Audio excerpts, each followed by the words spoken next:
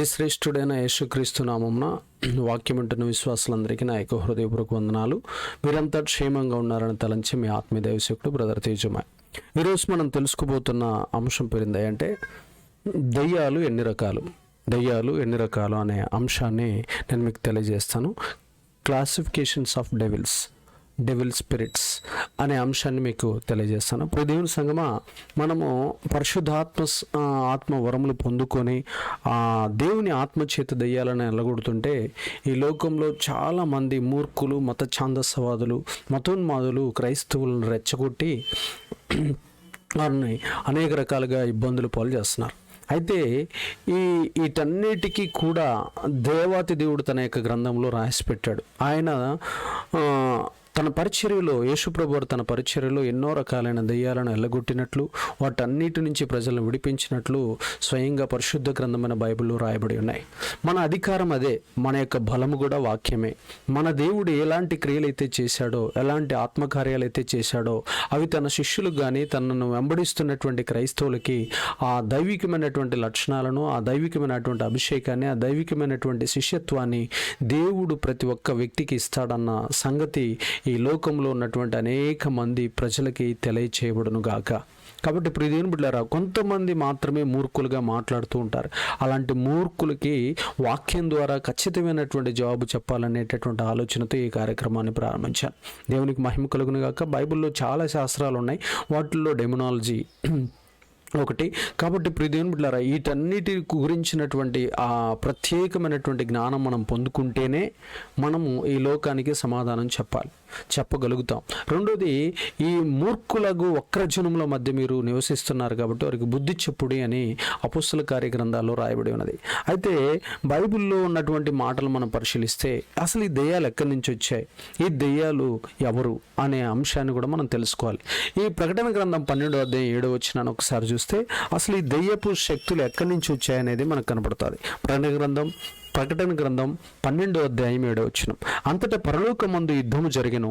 మీకాయేలును అతని దూతలను ఆ గడసర్పముతో యుద్ధము చేయవలనని ఉండగా ఆ గడసర్పమును దాని దూతలను యుద్ధము చేసిరి గాని గెలవలేకపోయిరి. గనుక పరలోకమందు వారికి ఇక స్థలము లేకపోయాను. కాగా సర్వలోకమును మోసపుచ్చుచు అపవాది అనియు సాతాననియు పేరుగల ఆది సర్పమైన ఆ మహాగడ సర్పము పడద్రోయబడెను. అది భూమి మీద పడద్రోయబడెను. దాని దూతలను దానితో కూడా పడద్రోయబడిరి. మరియు ఒక గొప్ప స్వరము పరలోకమందు ఇలాగు చెప్పుట వింటిని, రాత్రింబహుళ్ళు మన దేవుని ఎదుట మన సహోదరుల మీద నేరము మోపువాడైన అపవాది అంటే సాతాను పడద్రోయబడి ఉన్నాడు. గనుక ఇప్పుడు రక్షణయు శక్తియు రాజ్యము మన దేవుని వాయను, ఇప్పుడు అధికారం ఆయన క్రీస్తుని వాయను. దేవునికి మహిమ ఘనత ప్రభావములు కలుగునుగాక. 12వ వచనం. అందుకు పరలోకమా, పరలోక నివాసులారా ఉత్సహించుడి, భూమి సముద్రమా మీకు శ్రమ, అపవాది తనకు సమయము కొంచెమే అని తెలుసుకొని బహు క్రోధము గలవాడై మీ యొద్దకు దిగి వచ్చి ఉన్నాడని చెప్పాను. అయితే దేవదూతలు ఇక్కడ మాట్లాడుతూ ప్రకటన గ్రంథ యోహానికి తెలియజేస్తున్నటువంటి మాట, అయితే భూమి సముద్రమా మీకు శ్రమ, అపవాది కొంచెము కాలమే సమయం తనకి ఇవ్వబడిందని తెలుసుకొని ఇక్కడ కొంచెమే అని తెలుసుకొని బహుక్రోధము గలవాడై మీ యొద్దకు దిగి వచ్చి ఉన్నాడని చెప్పాను. అయితే పరలోకంలో యుద్ధం జరిగింది. మీకాయేలు, అక్కడ ఉన్నటువంటి దేవదూతలు అక్కడ రాయబడ్డాడు. మీకాయేలుకి ఆ తర్వాత గడసర్పానికి యుద్ధం జరిగినప్పుడు ఆ గడసర్పము దానికి సంబంధించిన దూతలు ఎన్ని కోట్ల మంది ఉన్నారో మనకైతే తెలియదు, కానీ లెక్క రాయబడలేదు. అయితే ఆ గడసర్పం అంటే ఆ అపవాది సాతానుతో పాటు పడిపోయిన ఆ దూతలు, ఫాలెన్ ఏంజెల్స్ అందరూ కూడా కింద పడ్డారు, భూమి మీద పడ్డారు. ఈ భూగ్రహం మీద పడినప్పుడు ఈ భూగ్రహం మీద పడినటువంటి దూతలు ఎన్నైతే పడిపోయిన దూతలు, చెడ్డ స్వభావం కలిగిన దూతలు, దేవుని మీద తిరుగుబాటు చేసినటువంటి దూతలు, దేవుడికి ఎదురు తిరిగిన దూతలు, దేవునిపై యుద్ధం చేసినటువంటి దూతలన్నీ కూడా ఆ పరలోకం నుంచి భూమి మీద కింద పడ్డట్లు మనం బైబిల్లో చూస్తున్నాం. దేవునికి మహిమ ఘనత ప్రభావములు కలుగునుగాక. ఇలాగ మనం బైబిల్లో కనుక చూస్తే ఇక్కడ యుద్ధం జరిగినట్లు కొన్ని వందల సంవత్సరాల క్రితం, వేల సంవత్సరాల క్రితం ఇక్కడ యుద్ధం జరిగినట్లు, ఆ దురాత్మలు, దానికి సంబంధించిన దయ్యాలు, సంబంధించినటువంటి దూతలు కింద పడినట్లు, పడిపోయిన దూతలుగా కిందపడి వాటన్నిటికీ అధికారిగా అపవాది ఉన్నట్లు, సాతాను ఉన్నట్లు, వానికి మరొక పేరు బయల్జెబూలు అన్నట్లుగా మనం బైబిల్లో చూస్తాం. యేసుప్రభు వారు తన పరిచర్యలో కూడా అనేక దయ్యాలు ఎల్లగొడుతున్నప్పుడు కొంతమంది ప్రజలు అంటారు, ఈయన బయల్జూబు వలన అంటే దయ్యములకు అధిపతి వలన దయ్యాలను ఎల్లగొట్టుచున్నాడే కానీ ఇతనిది దైవశక్తి కాదు అని చెప్తాడు. అయితే మనం చూద్దాం. ఇక్కడ మనం ఒకసారి చూస్తే బైబిల్లో మనం పరిశీలించి చూస్తే మత్తయి సువార్త 12వ అధ్యాయం ఒకసారి మనం పరిశీలించి చూద్దాం. మత్తయి సువార్త 12వ అధ్యాయం చూస్తే యేసు ప్రభువారు చేసినటువంటి తన పరిచర్యలో చేసినటువంటి కార్యాలు చూద్దాం. మత్తయి సువార్త 22వ అధ్యాయం నుంచి 28వ వచనాలు చూద్దాం. అప్పుడు దయ్యము పట్టిన గుడ్డివాడును మూగవాడునైన ఒకడు ఆయన యొద్దకు తేబడును. ఆయన వానిని స్వస్థపరిచినందున ఆ మూగవాడు మాటలాడు శక్తియు చూపును గలవాడే.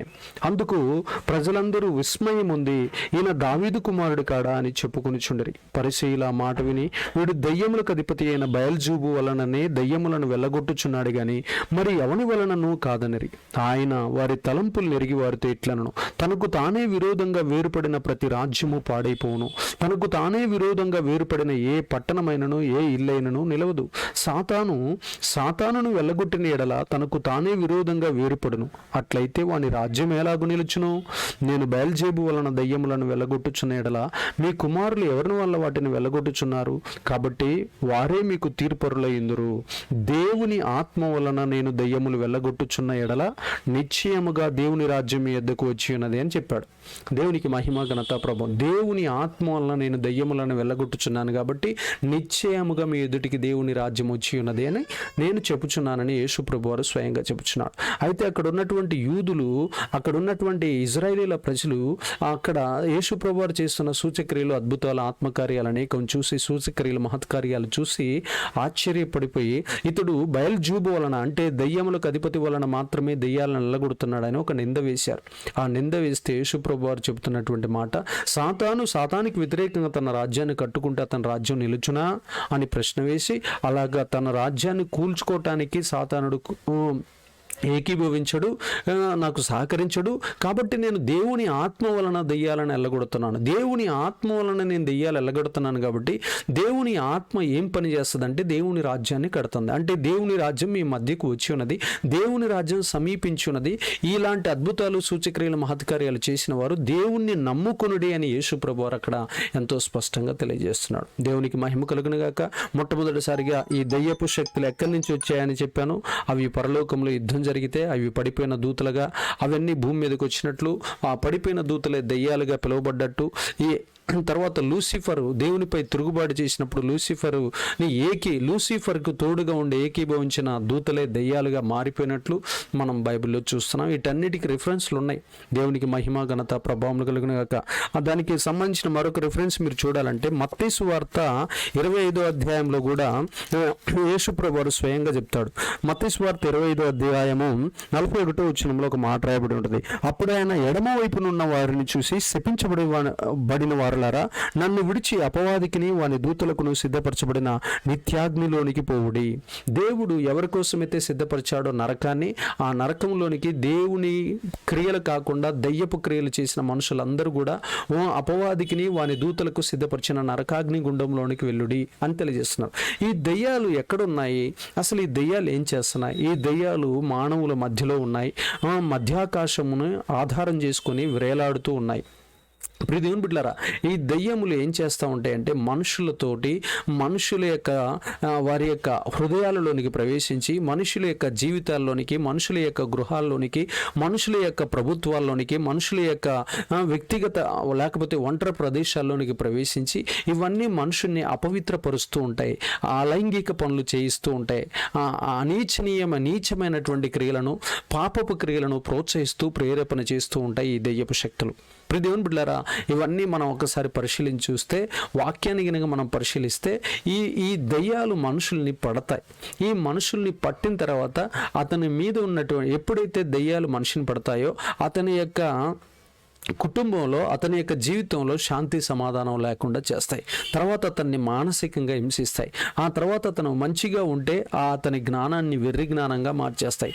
అతని యొక్క శరీరంలో ఎప్పుడైతే ఈ దయ్యాలు వెళ్ళిపోతాయో అతనికి బట్టలు లేకుండా చేస్తాయి. అతని శరీరంలో ఎప్పుడైతే దయ్యం దూరుతాదో ఆ తర్వాత అతని అంతటా అతన్ని రక్కుకునేటట్టు, గాయపరుచుకునేటట్లు చేస్తాయి. అతన్ని పిచ్చివానిగా బట్టలు ఊడదీసి అతన్ని ఊరు మొత్తం తిప్పేటట్లు చేస్తాయి. ఈ దయ్యం దయ్యము ఎప్పుడైతే మనిషిలో ప్రవేశిస్తాదో అవాంఛనీయమైనటువంటి కార్యాలు, పనికిరాని వ్యర్థమైనటువంటి ఎవ్వరూ చేయలేని, పశువులు కూడా చేయలేనటువంటి పాపపు క్రియలు మనుషుని లోపలికి దూరిన తర్వాత ఇవన్నీ చేస్తూ ఉంటాయి. అయితే ఇక్కడ మనం బైబిల్లో కనుక చూస్తే ఈ సేనాదయ్యం పట్టినటువంటి వాని అతని వ్యక్తిగత ఊరి పేరు తెకపోలే. ఈ తెకపోలేలో ఉండేటటువంటి మంచిగా మంచి జీవితం జీవిస్తున్నటువంటి ఆ వ్యక్తి జీవితంలోనికి ఈ దయ్యాలు వచ్చాయి. 1 కాదు, 2 కాదు, 3 కాదు, 4 కాదు, అనేక వందలాది దయ్యాలు అతని యొక్క శరీరంలో ప్రవేశించాయి. వాటికి పేరే సేనాదయ్యం. దానికి మరొక పేరే స్వేచ్ఛగా తిరిగేటటువంటి దయ్యాలు అని అర్థం. ఈ స్వేచ్ఛగా తిరిగేటటువంటి దయ్యాలు మనుషుల్లోనికి ప్రవేశించి అతన్ని ఇచ్చలవిడితనానికి, పాపాన్ని చేయటానికి ప్రోత్సహిస్తూ ఉంటాయి. త్రాగుబోతుతనానికి, వ్యభిచారానికి, చట్ట వ్యతిరేకమైన సంఘ విద్రోహ క్రియలను చేయటానికి ఈ దయ్యాలు ఆ యొక్క మనిషిని వాడుకుంటూ ఉంటాయి. చూడండి ప్రియ దేవుని బిడ్డలారా, ఈ దయ్యాలను మనం పట్టినాయని ఎట్లా కనిపెడతామంటే అప్పుడు దాకా తనకు ఉన్నటువంటి మంచి లక్షణాలు, అప్పుడు దాకా తను చేస్తున్నటువంటి పనిపాటలు, అప్పుడు దాకా తను చేస్తున్నటువంటి వ్యాపారము, పని, అది వదిలేసి వ్యతిరేకమైన కోణంలో అతను అప్పుడు దాకా ఉన్న మంచి లక్షణాలన్నీ పక్కన పెట్టేసి చెడ్డ అవలక్షణాలన్నీ బయటపడతా ఉంటాయి. బట్టలు ప్రతి ఒక్కరికి, ప్రతి మానవుడికి బట్టలు వేసుకోవటం మనం నేర్పుతాం. చిన్నప్పటి నుంచి చదువుకోవటం మనం నేర్పుతాం. ఆహారం తినేటప్పుడు మంచిగా క్రమశిక్షణతో తినటం మనం నేర్పుతాం. ఉద్యోగం చేసేటప్పుడు, పని చేసేటప్పుడు శ్రద్ధగా చేయటం, ఇవన్నీ మనం నేర్పుతాం. అలాగనే భార్యతో ఎలా మాట్లాడాలో, తల్లిదండ్రులతో ఎలా మాట్లాడాలో, గురువులతో ఎలా మాట్లాడాలో, తర్వాత అధికారులతో ఎలా మాట్లాడాలో ఇవన్నీ మనం నేర్పుతాం. పిల్లలతో ఎలా మాట్లాడాలో నేర్పుతాం. అయితే ఈ దయ్యాలు ఎప్పుడైతే ఒక మనిషిలోకి ప్రవేశిస్తాయో ఆ వ్యక్తి అప్పటి వరకు ఉన్నటువంటి లక్షణాలు పూర్తిగా భిన్నమైన లక్షణాలు కనబడతాయి. అతని లోపల అనేక రకాలైనటువంటి చెడ్డ షేడ్స్ కనిపిస్తూ ఉంటాయి.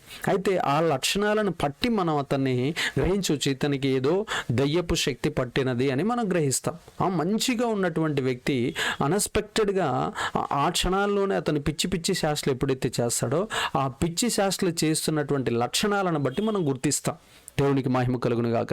ఈ స్వేచ్ఛగా తిరిగేటటువంటి దయ్యాలు ఏం చేశాయంటే అక్కడ ఉన్నటువంటి వ్యక్తిని, ఆ యొక్క తెకపోలిలో నివాసం ఉంటున్నటువంటి వ్యక్తిని పట్టినప్పుడు అతను తన యొక్క భార్య పిల్లలను వదిలేసి అతని కుటుంబ పని చేయకుండా అతను అంతటా అతను శ్మశానంలోకి పోతున్నట్లు, అతను బట్టలు ఊడబిరుక్కుంటున్నట్టు, తనను తాను గాయపరుచుకున్నట్టు, తనకు హాని చేసుకుంటున్నట్లు, తనలో తాను పిచ్చివాడిగా తిరుగుతున్నట్లు, గడ్డం పెంచుకుంటున్నట్లు, ఆ తర్వాత రకరకాలైనటువంటి హేయమైన, అసహ్యమైన క్రియలు చేస్తున్నట్లు ఆ వ్యక్తి లోపల ఆ సింప్టమ్స్ కనబడ్డాయి. కాబట్టి తన బంధువులు, తమ గ్రామస్తులు, ఆ ఊరి వారు అతన్ని వదిలేశారు. అతడు స్వేచ్ఛగా పరుగులు తీసుకుంటూ ఆ శ్మశాన వాటికల్లో నుంచి ఎటు పడితే అటు పరుగులు తీసుకుంటూ ఆ యొక్క ఒక ప్రాంతానికి వెళ్ళిపోతాడు.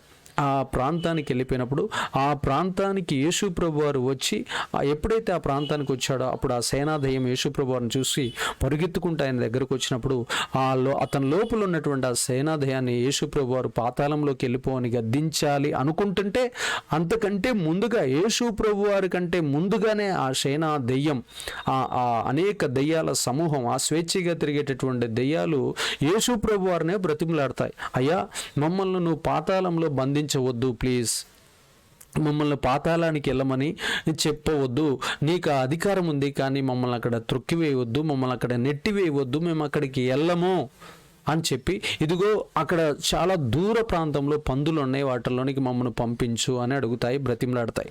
బ్రతిమలాడినప్పుడు యేసుప్రభువు ఆ దయ్యములను ఆజ్ఞాపించగానే అతన్ని వదిలిపెట్టి వెళ్ళిపోయినట్లు మనం చూస్తాం. చూడండి, మీరు ఒకసారి మనం చూస్తే లూకా సువార్త 8వ అధ్యాయం ఒకసారి మనం ధ్యానిద్దాం. లూకా సువార్త 8వ అధ్యాయంలో మనం చూస్తే లూకా సువార్త 8వ అధ్యాయము, లూకా సువార్త 8వ అధ్యాయం 30 నుంచి మనం చూద్దాం. యేసు నీ పేరేమని వాడిని అడగ్గా చాలా దయ్యములు వానిలో చొచ్చి ఉండను గనక వాడు తన పేరు సేన అని చెప్పి పాతాళములోనికి పోవుటకు తమకు ఆజ్ఞాపించవద్దని ఆయన్ని వేడుకొనెను. వాడు తన పేరు సేన అని చెప్పి పాతాళమునకు పోవుటకు తమకు ఆజ్ఞాపించవద్దని ఆయన్ని వేడుకొనెను. అక్కడ విస్తారమైన పందుల మంద కొండ మీద మేయుచుండెను గనక వాటిలో చొచ్చుటకు తమకు సెలవిమ్మని ఆయన్ని వేడుకొనగా ఆయన సెలవిచ్చినప్పుడు దయ్యములు ఆ మనుషుని విడిచిపోయి పందులలో చొచ్చిన గనుక ఆ మంద ప్రపాతము నుండి సరస్సులోనికి ఒడిగా పరిగెత్తి ఊపిరి తిరగక చచ్చెను. దేవునికి మహిమ ఘనత ప్రభావములు కలిగినాక. ఈ దయ్యాలు ఎలాంటి దయ్యాలంటే స్వేచ్ఛగా తిరిగేటటువంటి దయ్యాలు. వాటికి దేవుడు కొంతకాలం వరకు స్వేచ్ఛనిచ్చాడు. భూలోకంలో అగ్ని పరీక్షల మధ్యలో నుంచి మానవాలని అతి పరిశుద్ధుల్ని పరలోకానికి ఎన్నుకోబోతున్నాడు దేవుడు. ఆ పరలోకానికి ఎన్నుకోబోతున్నటువంటి మానవుల లెక్క ఎప్పుడైతే సంపూర్తమవుతుందో అప్పుడు ఈ దయ్యాలు బంధించబడతాయి. అయితే ఈ భూలోకంలో ఉన్నంతసేపు మానవునికి దైవత్వం తెలుసుకోవాలి. దైవత్వం తెలుసుకున్నాక నమ్మి బాప్తీసం తీసుకోవాలి. నమ్మి బాప్తీసం తీసుకున్నాక రక్షణను కాపాడుకోవాలి. ప్రత్యేకంగా జీవించాలి. పరిశుద్ధాత్మ చేత నింపబడాలి. పరిశుద్ధాత్మ వరములతో ఫలములతో వర్ధిల్లుచుండాలి. అలాగనే ప్రత్యేక జయ జీవితం జీవిస్తూ పరలోకానికి వారసుడు కావటం కోసం, ఈ పరీక్షలన్నిటికీ మానవుడు కలిగించటం కోసం, ఈ పరీక్షలన్నిటిలో ప్రతి మానవుడు గెలిచి క్రీస్తు సారూప్యంలోనికి, క్రీస్తు స్వారూప్యంలోనికి, క్రీస్తు యొక్క రూపాంతరంలోనికి ఎవరైతే చెక్కబడతారో వారు పరలోకానికి అర్హులుగా, ఆ యొక్క తండ్రి అయిన దేవునికి కనిష్ట పుత్రులుగా మార్చబడతారు, పుత్రికలుగా మార్చబడతారు. కాబట్టి ఈ భూలోకంలో సర్వ మానవాళికి పరీక్షలు ఉన్నాయి. కాబట్టి ఆ పరీక్షల్లో గెలవటం కోసం మన చుట్టుపక్కన సాతాను సైన్యం తిరుగుతుంది. సాతాను దురాత్మల సైన్యం, దెయ్యాల సైన్యం తిరుగుతుంది.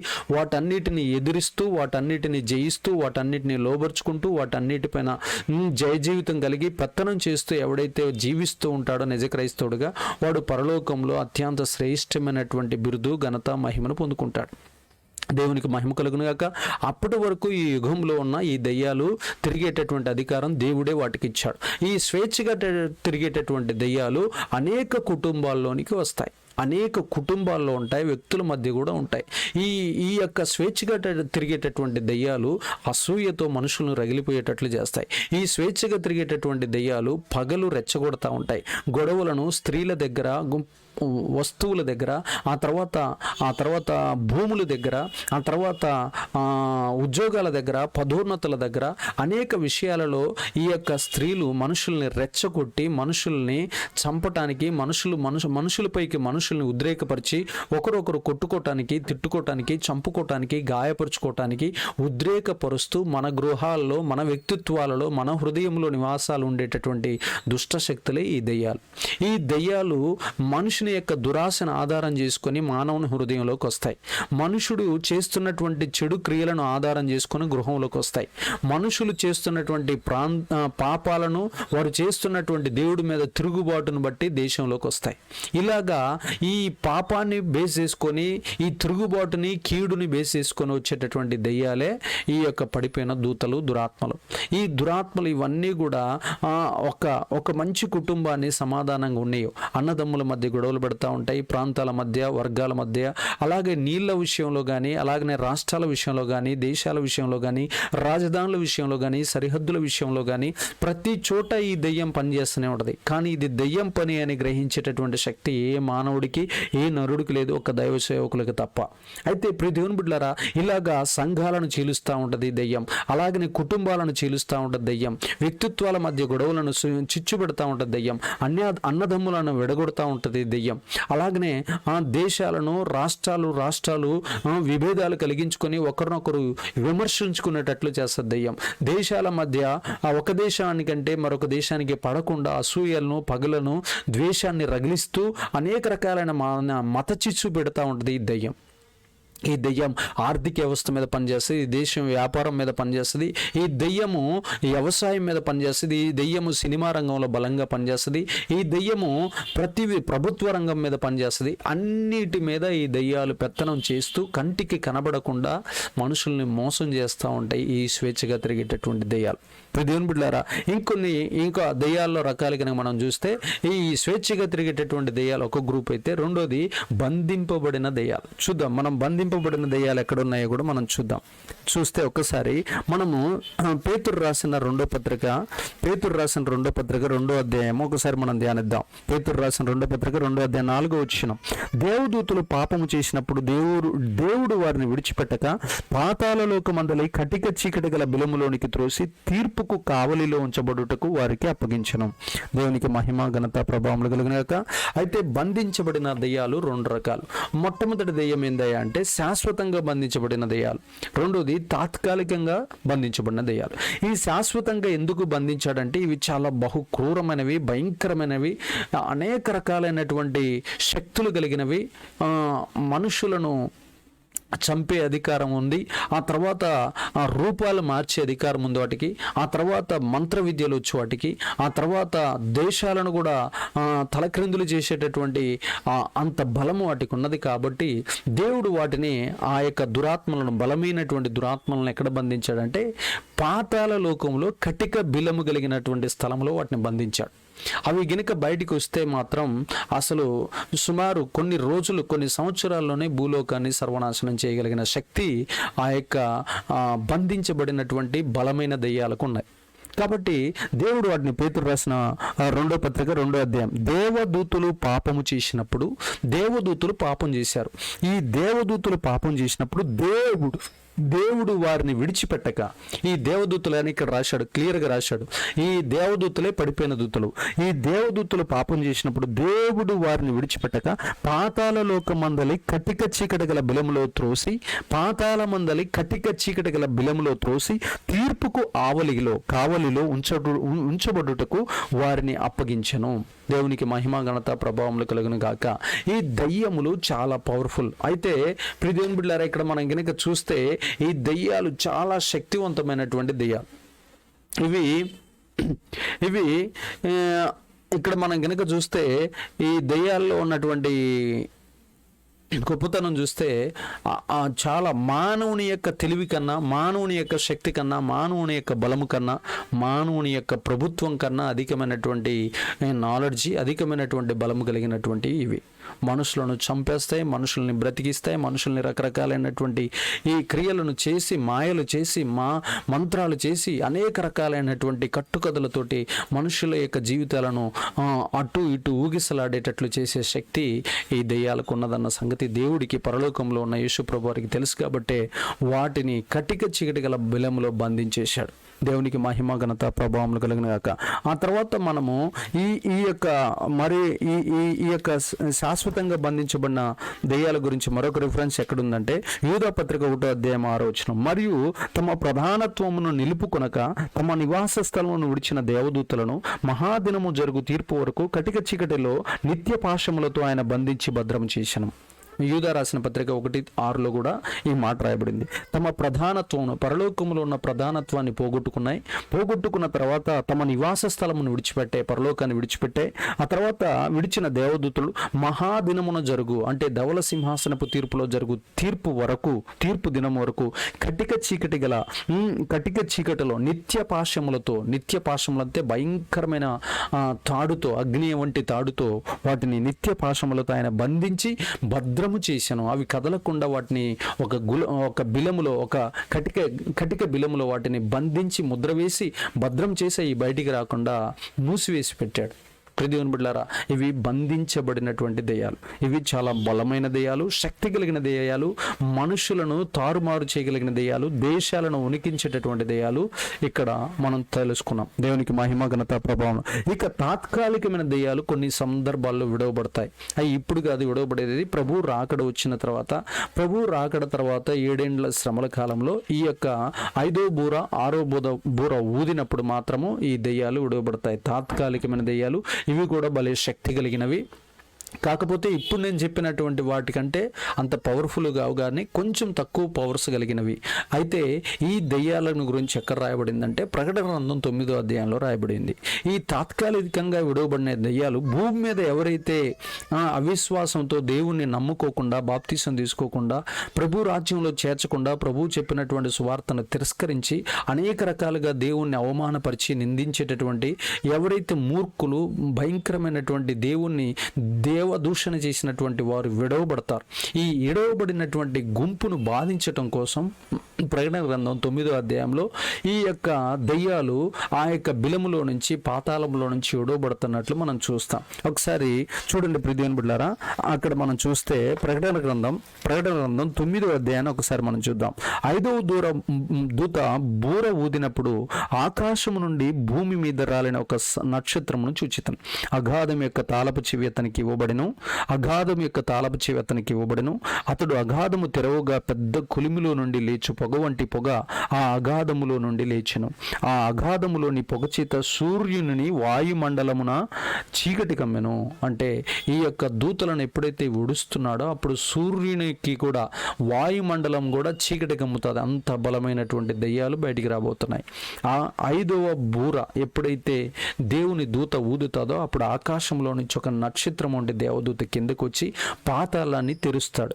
ఈ పాతాళాన్ని ఎప్పుడైతే తెరుస్తాడో పాతాళము తెరిచినప్పుడు అతడు అగాధము తెరగా పెద్ద కొలిమిలో నుండి లేచు పొగ వంటి పొగ, పెద్ద కొలిమిలో నుండి లేచి పొగ వంటి పొగ ఆ అగాధములో నుండి లేచను.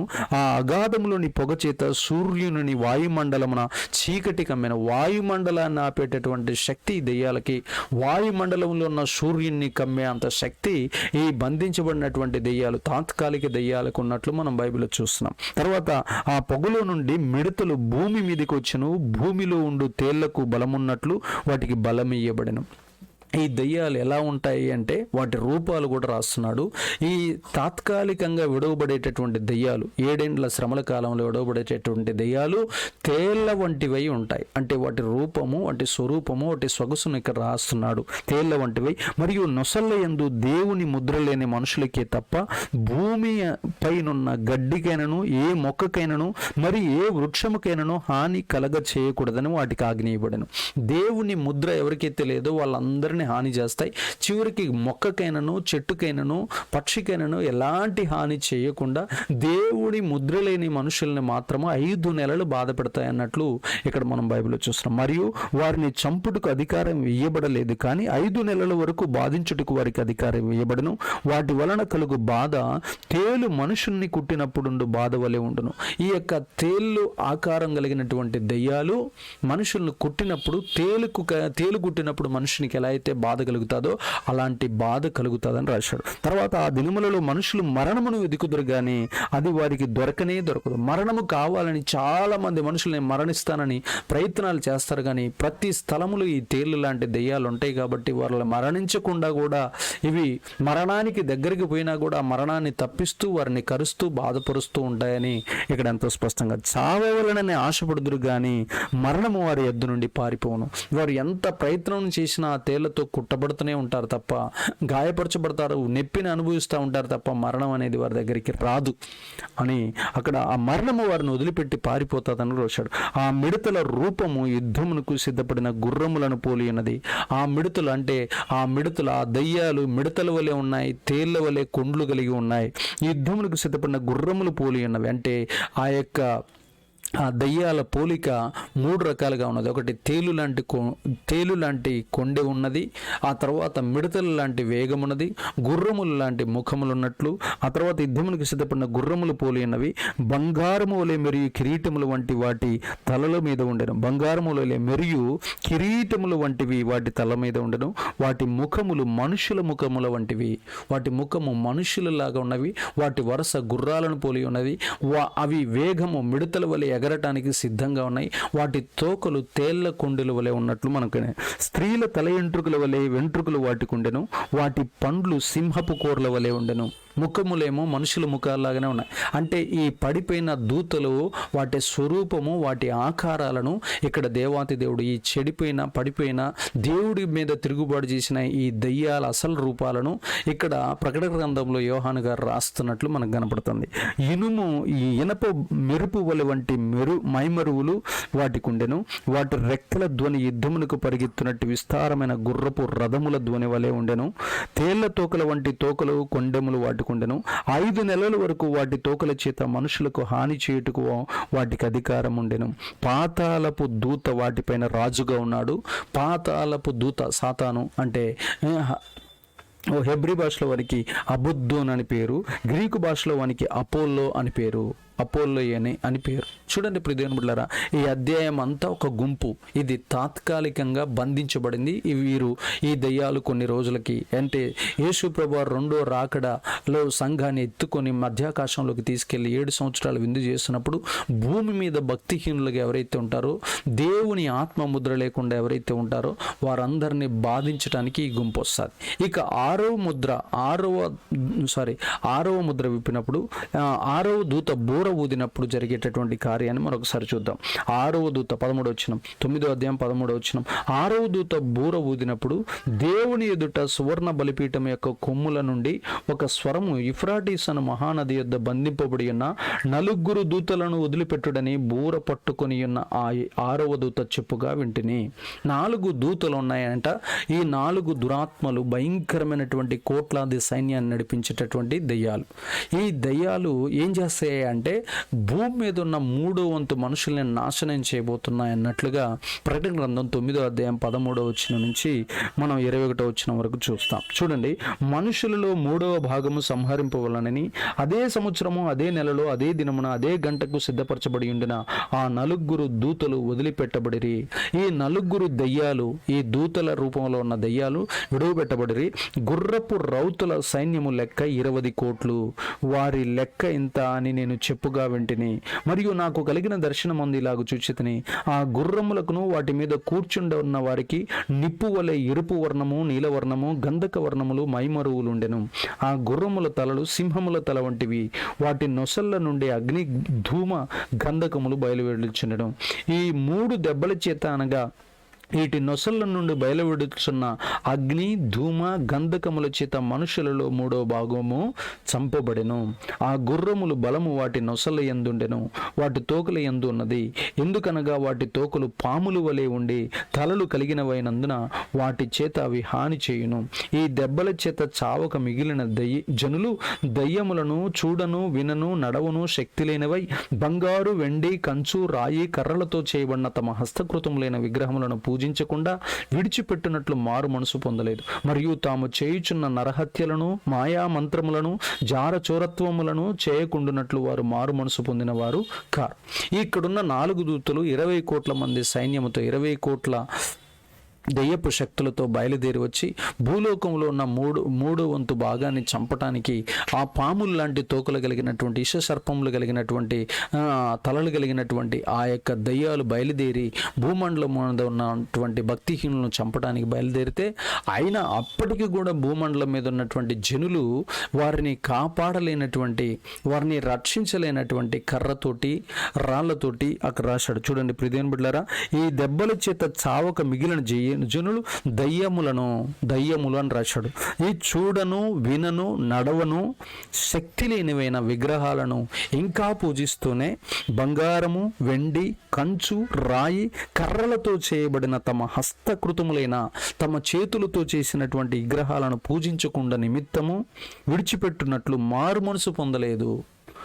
ఆ యొక్క విగ్రహాలను విడిచిపెట్టకుండా, ఇంకా మారు మనసు పొందకుండా, ఇన్ని దెబ్బలు తగిలిన ఈ 20 కోట్ల సైన్యం వచ్చి మీదపడి మనుషుల్ని చంపుతున్నా, పాముల్లా కరుస్తున్నా, చీల్చేస్తున్నా, మనుషుల్ని మీదపడి కొరికేస్తున్నా కానీ వారి లోపల కొంచెం కూడా మారు మనసు వచ్చినట్లు చూడాల. ఇంకా వారు ఏం చేస్తున్నారంటే, వారు చేసిన తప్పులు ఒప్పుకోట్ల, వారు చేసే మాయా మంత్రాలు విడిచిపెట్టల. అక్కడ రాశాడు, తాము చేయుచున్న నరహత్యలు వదిలిపెట్టల నరులు.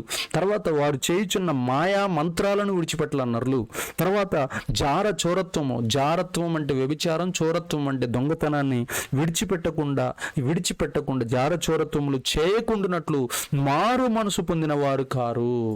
మారు మనసే దేవుడు ఏ కోణంలో ఎక్కడికి వెళ్ళినా కానీ మనిషి మారాలనే దేవుని యొక్క ప్రణాళిక. యేసుప్రభు వారు ప్రతి ఒక్క సందర్భంలో మారు మనసు పొందండి, పరలోక రాజ్యం మీదని చెబుతున్నా కానీ ఈ ఇన్ని కోట్ల సైన్యం వచ్చి మీదబడి, ఈ దురాత్మలు, ఈ దెయ్యాలన్నీ వచ్చి మీదబడి చంపుతున్నా కానీ మనుషుల్లో విగ్రహారాధన, జారత్వము, ఆ తర్వాత చోరత్వం అంటే దొంగతనము, ఆ తర్వాత మాయలు, మంత్రాలు, ఈ దయ్యాల గురించి, ఆ తర్వాత ఇంకా రాశాడు తెలుసా, నరహత్యలు వదిలిపెట్టేటటువంటి వారు కారు, మోసాన్ని వదిలిపెట్టేవారు కారు. అంత దుర్మార్గులైనటువంటి వ్యక్తులు అంత్య దినాల్లో ఉండబోతున్నారని ఈ యొక్క ప్రకటన గ్రంథం 9వ అధ్యాయంలో మనకు అర్థమవుతుంది. మొట్టమొదటిసారిగా దెయ్యాలు 3 రకాలు. ఒకటి పరలోకం నుంచి పడిపోయినటువంటి దూతలే దెయ్యాలు, వాటికి అధిపతి బయల్జెబూలు, వాటి పేరు సాతాను, అపవాది. రెండోది స్వేచ్ఛగా తిరిగేటటువంటి దెయ్యాలు. అవి భూలోకంలో ప్రతి ఒక్కరి ఇంట్లో, ప్రతి ఒక్కరి హృదయంలో, ప్రతి ఒక్క దేశంలో, ప్రతి ఒక్క ప్రాంతంలో ఉంటాయి. ఈ స్వేచ్ఛగా తిరిగేటటువంటి దెయ్యాలు మనుషుల్ని పాపం చేయించి దేవునికి దూరం చేసి దేవుని సన్నిధికి రాకుండా చేస్తూ ఉండేటటువంటిది రెండో దెయ్యాలు. మూడో దెయ్యాలు బంధించబడిన దెయ్యాలు. ఈ బంధించబడిన దెయ్యాల్లో 2 రకాలు ఉన్నాయి. ఒకటేదేమో శాశ్వతంగా బంధించబడిన దెయ్యాలు. అవి తీర్పులో మాత్రమే దేవుడు వాటిని విడిపించి, తీర్పులో మహిమ ధవల సింహాసనము తీర్పులో వాటిని గద్దించి, వాటిని శిక్షించి, వాటిని తీర్పు తీర్చి, వాటిని నిత్యాగ్ని గుండంలో వేస్తాడు. రెండోది తాత్కాలికంగా బంధించబడినటువంటి దెయ్యాలు ఈ యొక్క ప్రభు రాకడలో ఎప్పుడైతే సంఘం ఎత్తబడుతుందో, సంఘం ఎత్తబడిన తర్వాత విడవబడిన దేవుని ఆత్మ ముద్ర లేనటువంటి ప్రజలందరినీ హింసించడానికి 5 నెలల అధికారం వాటికి ఇవ్వబడుతుంది. 5వ బూర ఊదబడిన సమయంలో ఈ దెయ్యాలు భూలోకంలో మానవుల్ని బాధపడతాయన్నట్లు అక్కడ ఈ 2 రకాలైనటువంటి దెయ్యపు శక్తులు మనుషుల్ని, అనేక మందిని, భూమి మీద 1/3 మనుషుల్ని చంపుతాయన్నట్లుగా బైబిల్లో రాయబడి ఉన్నది. కాబట్టి ప్రియ దేవుని బిడ్డలారా, ఇప్పటికైనా దైవ సేవకులు ప్రకటించే వాక్యము సత్యమని గ్రహించి నజరేయుడైన యేసు ప్రభు వారి దగ్గరకు వచ్చి పాపాలు ఒప్పుకొని నమ్మి బాప్తిసం పొంది పరలోకానికి వారసులు కావాలని కోరుకుంటూ దేవుడి ఈ మాటలను దీవించి స్థిరపరచి వర్ధిల్లింప చేయను గాక. Amen. God bless you. Thank you very much.